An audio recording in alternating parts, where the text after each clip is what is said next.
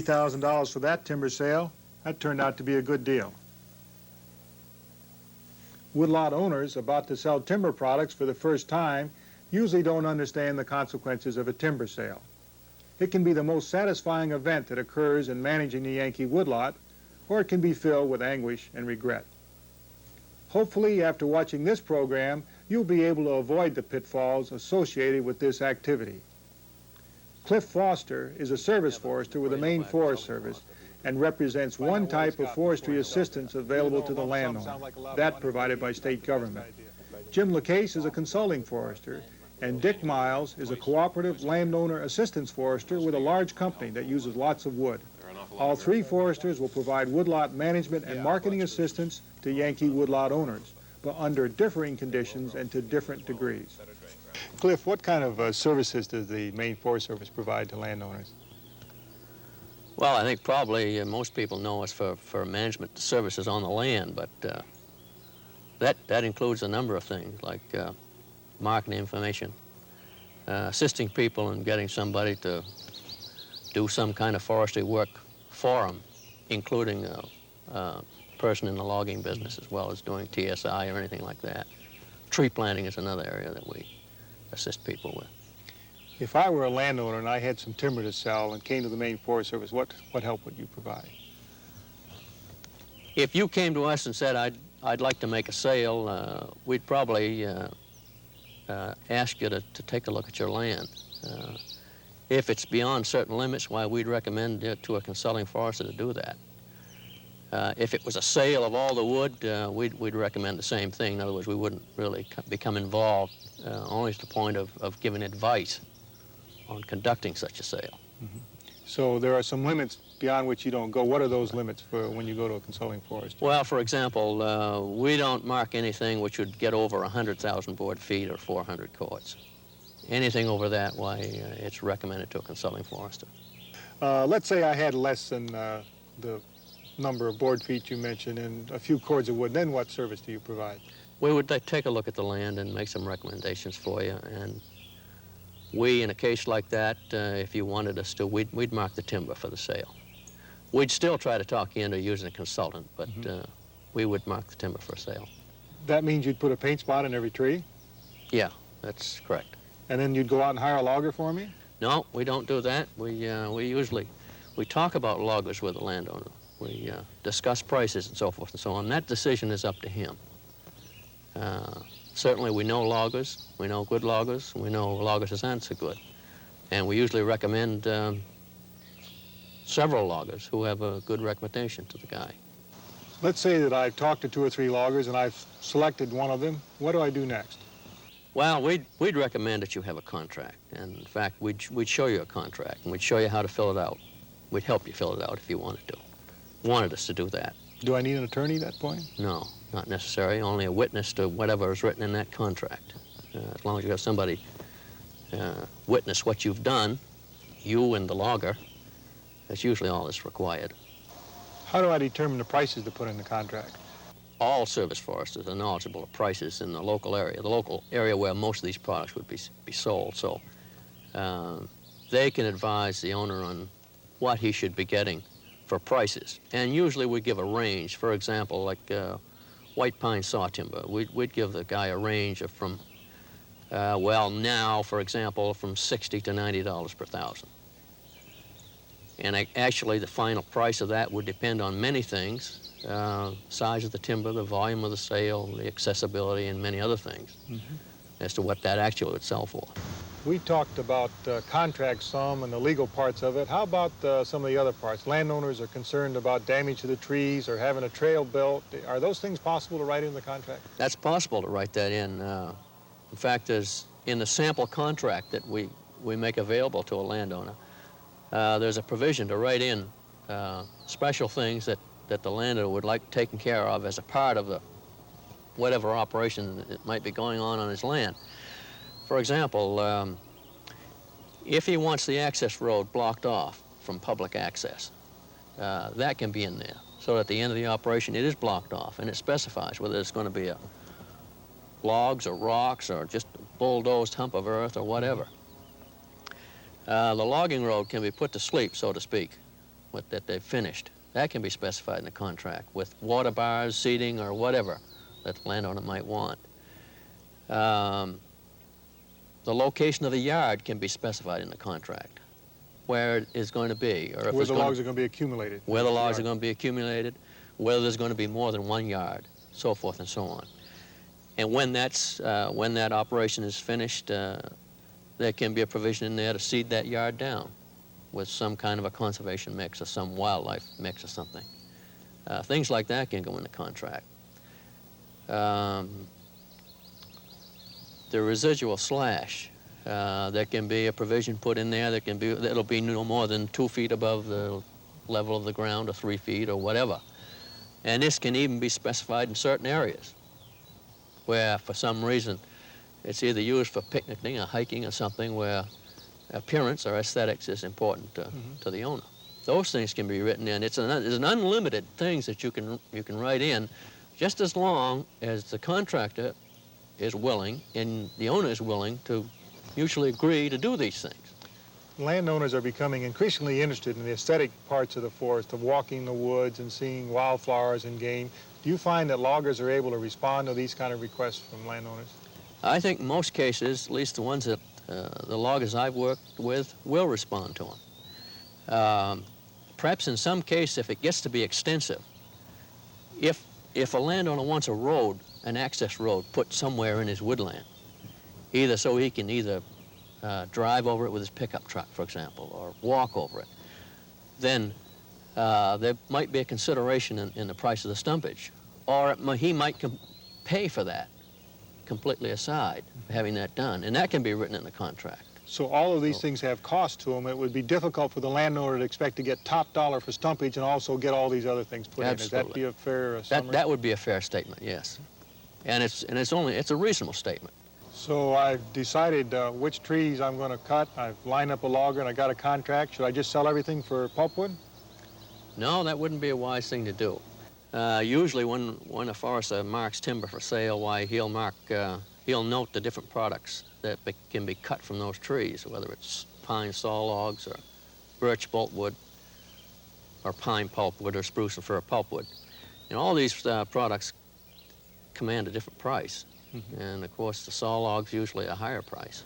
Okay, the saw logs go to the sawmill, but the boltwood, what is that? Boltwood would usually go to a mill that manufactures either furniture parts or toy parts or tongue depressors or toothpicks or some kind of manufactured product where usually the form of the wood is not changed. It's simply a piece is manufactured out of the wood. And that is a high quality product. It's considered a high quality product and usually commands a good price. So if a landowner had some of these higher valued products, how much more could he realize? Would he realize twice as much as pulpwood or 3 times? Is it enough to make him that he should be interested? I would say up to 5 or 6 times as much as pulpwood. So on a given dollar of pulpwood return, he might get 5 or 6 on these higher value products. Certainly would make it very interesting to him to get involved and know where his markets are. Absolutely. Absolutely. And if there's a question, if he's the least bit timid about discussing this with a logger or coming down to an agreement on a price or the products, he should go to a consulting forester. He really should, because it would pay him in the long run to do that, to get the top dollar out of what he's selling. The landowner who hires a consultant is going to pay him a fee. How much might that be? Well, I think probably it's variable, and I certainly can't speak for the consultants, but I would say offhand maybe anywhere from 12 to 15% would be a reasonable fee for taking care of the whole operation. For smaller size scales, the percent goes up a little bit. It could, yes. But I know that in some sales and some work that's done, the charge is by the hour, for example, or by the day rather than by a percentage, based upon the work that's being done and, as you say, the size of the sale. So with proper marketing of his products, you said earlier he might get 5 times as much. Probably he can afford to pay 10 or 12 or some 15% to get that better marketing. In most cases, he would. Yes. He would be better off to do that, yes. Okay, we've got the sale underway now. The logger's there. What should the landowner be doing while he's out there operating? The landowner really should inspect the logger's work periodically. If he doesn't live on the property, for example, and he lives within the town, he probably should go there at least once a week and talk with the logger and see how things are going. Just get some communication going between he and the contractor. Usually, you'll get a better job done when it's done, when the owner takes an interest. The logging contractor usually tends more to his business. He knows that the landowner is interested. If the landowner is not interested, I think there's probably more of a chance of something going wrong. Our foresters will check the operation occasionally, but technically, it's up to the owner to check the operation. So it's a two-way buyer-seller thing between landowner and logger, and the forester, whoever he is, provides some advice along the way. Right. If the landowner doesn't live near his property, what should he do?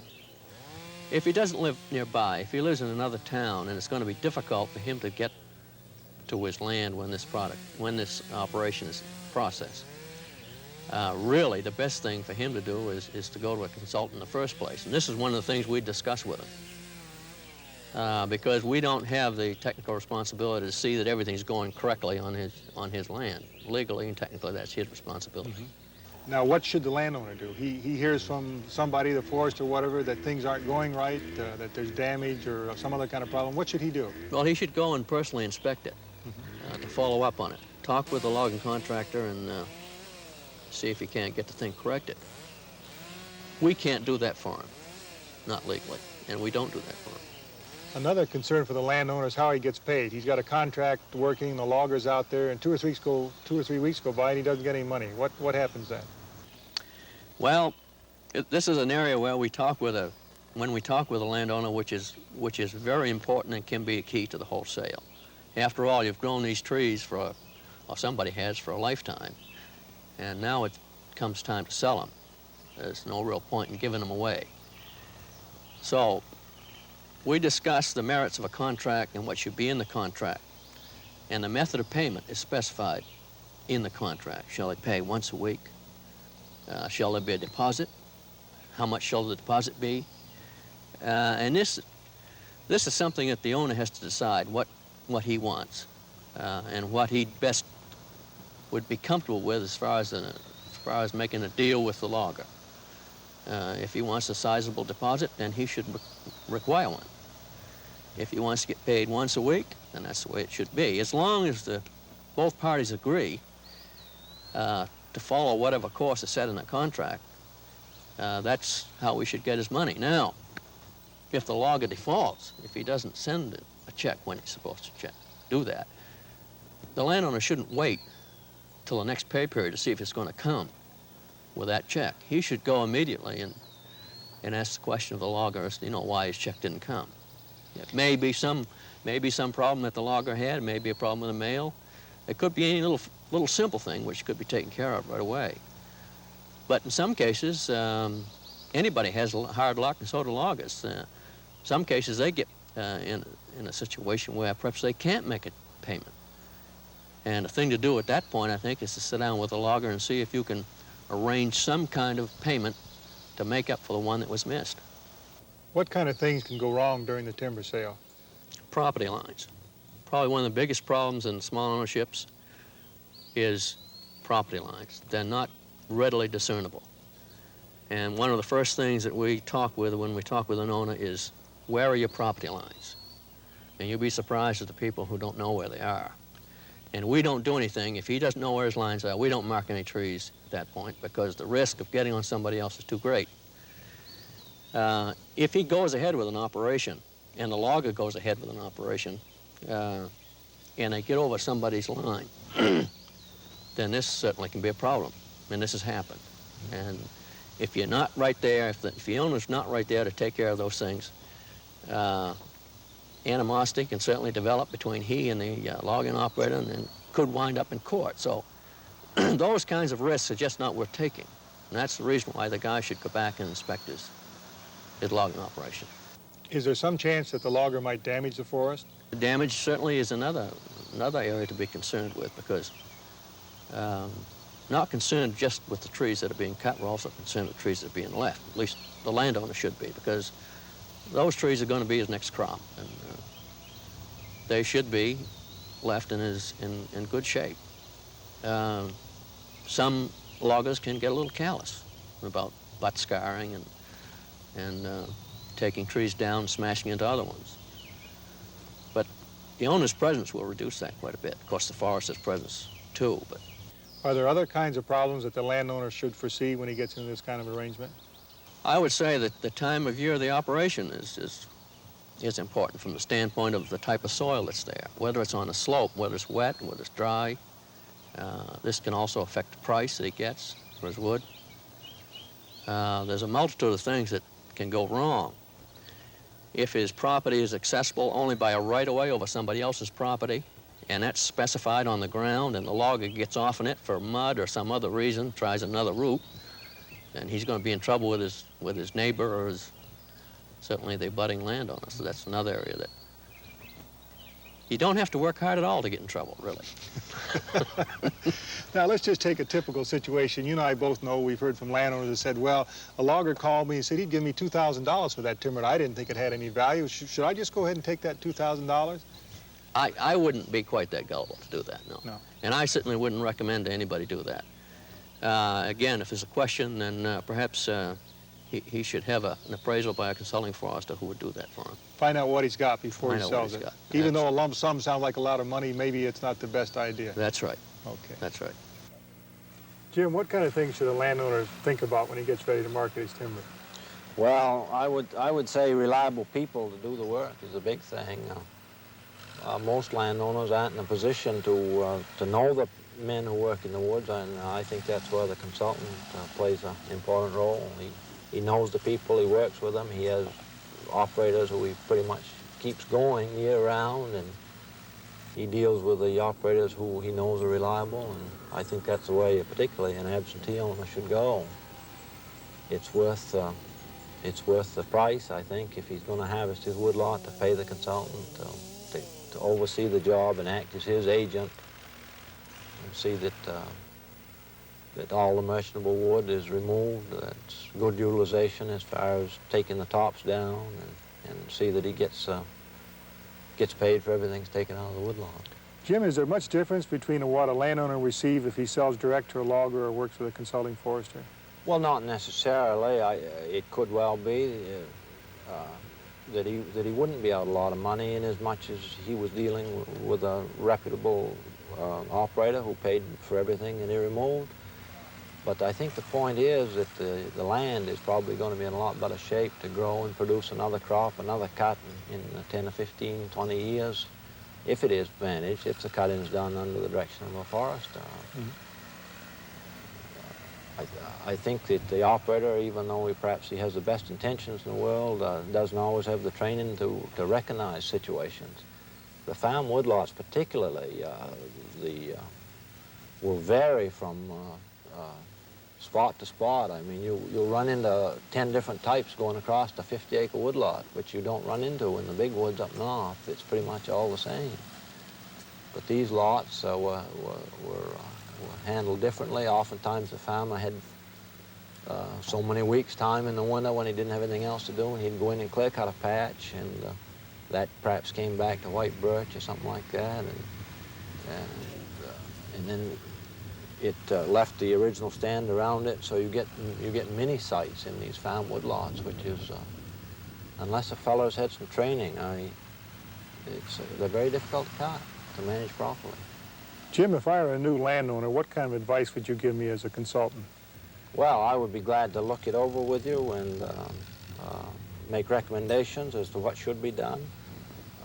I would do this on an hourly basis, and if there was timber that could and should be cut, then I mark the timber, find an operator for you, and get a contract signed between you and the operator, and mark the trees to be cut and look after the job, and generally supervise the contract. And I do that on a percentage of the stumpage. I find that owners who have timber for sale, who have a harvest cut, generally don't mind paying the fee of a consultant, because they have the money coming in and they don't mind paying a portion of it to see that the job is done right. I think the problem perhaps in the state of Maine is that so many of these new owners have bought land that's been abused, it's been cut too hard, and so they haven't got any any income. They haven't got any timber to cut. I think that's probably the service that the state has provided and perhaps should provide, spreading the gospel of good forest management to those people who've got a long wait before they see any return on their investment. Dick, you're a forester with one of the major forest products companies. What kind of work do you do? I'm in a free landowner assistance program. My title is cooperative forester, and we call the program Cooperative Forest Management Program. We offer a variety of assistance. But kind of boil it down is we help the owner obtain whatever his goals are for the property. They all have different goals. Some are interested in wildlife, others are interested in money return on trees. There's some Christmas tree growers and a few maple sugar producers. Now, that advice, do you just give that advice to them over the phone or in a letter, or how do you go about it? No, it's on-the-ground assistance. We provide a management plan that covers just about anything you might want to know about your woodlot. The first thing that we have to do is locate the property on an aerial photograph, delineate the lines on the photograph, and then go in and run our cruise lines a fixed distance apart, and we take samples at a certain distance along each line. From the cruise, we can come up with a timber type map, which... We talked a little bit about stands, and I guess types and stands from our terminology would be about the same thing, would they? Yeah, that's right. Same thing. This particular map, the green areas are softwood, the yellow are cedar swamps, orange is hardwood, brown areas are mixed wood, and the cross-hatched areas are areas that have been cut recently. The assistance varies from owner to owner depending on their goals, but we do provide a tree planting service, which is subsidized by the ASCS. Agricultural Stabilization and Conservation Service. Okay, right. Yeah. They pay 75% of the total cost of planting, and 25% of course is picked up by the landowner. We also advise for timber stand improvement, thinning where it's a good investment, where the return is ample. Boundary line assistance, we help locate lines that are there. If surveying is required, we can take surveyors in and get them started, which saves quite a lot of time sometimes. Now, you told me about another method you have of giving a property a chance to see his property, a photograph, and you've been quite involved with it. Can you tell me something more about that? This is another service that we've started probably a year ago now, but we are fortunate that we have our own helicopter at the division here, and we have pretty much use of it when we require, because it's a great help in looking at budworm problems or any other insect types of things. But while we're there flying around, we can take 35 millimeter exposures of the various woodlots. The photos are quite helpful because you get the edge of the river here, actually, and the property lines are outlined around. And sometimes it's a little bit tricky with these oblique photos to get the lines on accurately. This one was no problem at all. Down this area, you have mixed hardwood growth. You can actually see the white on the birch stems. The foliage on the birch hasn't changed to its bright yellow color at this time. Ash is showing up here in the purple hues. Shows up very well. This was early fall, Dick. Right. And then, of course, back here in the softwood region, you can see severe budworm defoliation.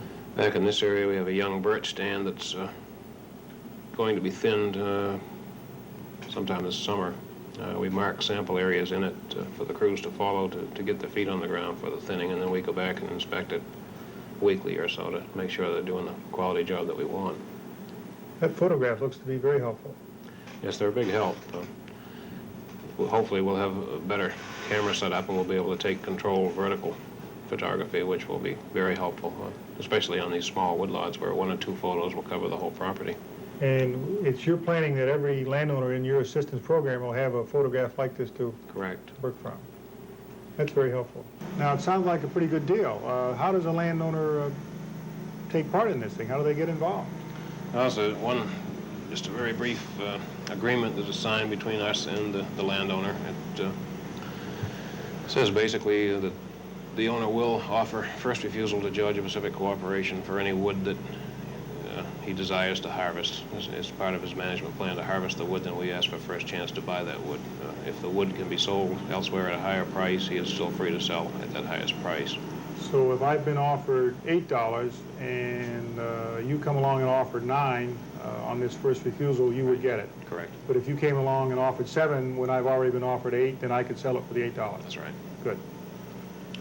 The contract, or it's not a contract, the agreement can be broken by either party with 30-day written notice, so it doesn't restrict the owner's goals or management of his property in any way. He's still free to sell or subdivide or whatever. So, Now, why does your company do this? well, it's a goodwill program. We're making some headway with education of the public regarding forestry. And of course, we're looking for a timber supply sometime down the road, maybe 20 or 30 years from now, when the timber supply does get tighter. We'll perhaps have a better chance to buy some of this wood that we're working on now. So you're promoting good forestry to have current crops, but more importantly, maybe future crops. Right. In closing, I want to repeat the major theme expressed by my colleagues. If you are thinking about a sale of forest products from the woodlot, you should consult a professional forester. They will seek to ensure that your objectives for the woodlot will be met, that the harvesting operation will be done under proper supervision, and that you will achieve the best possible return from the sale.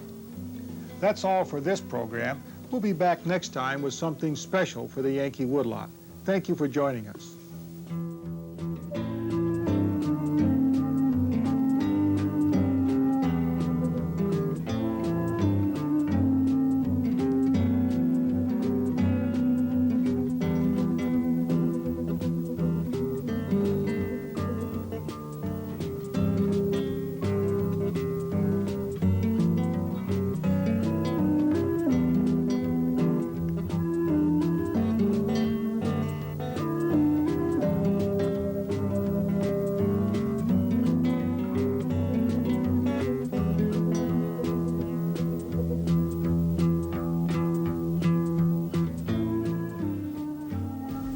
Yankee Woodlot was produced by the Maine Public Broadcasting Network, which is solely responsible for its content, and was made possible in part by a grant from International Paper Company.